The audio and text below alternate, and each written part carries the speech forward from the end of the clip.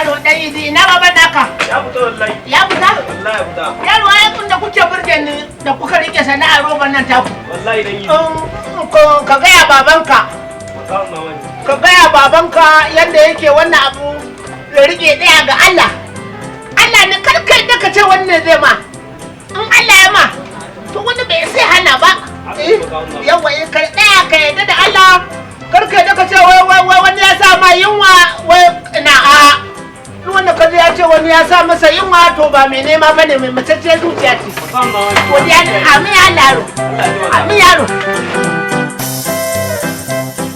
za ka bige kula ba komai na sanaro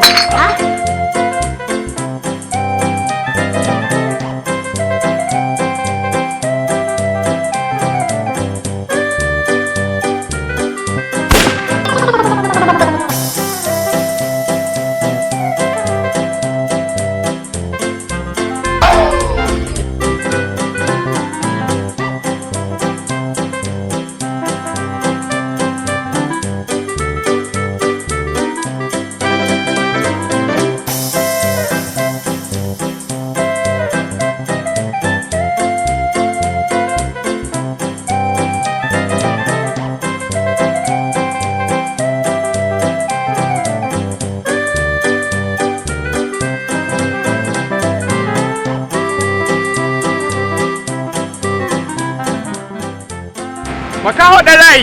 Yawan sannan ka ba Allah. Lallaka jiji za kai? Dan lallaka.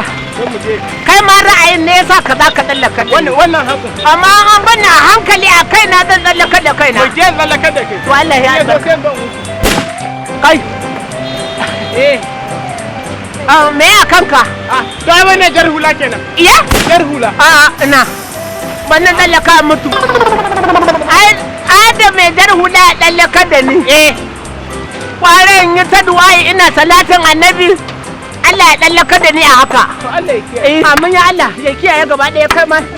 Amin ya Allah. A tun da karon guda na fara haɗuwa da masu irin wannan huluna kwaren juya. Kwaren yi baya zai zauna lamari na amurka ga Allah.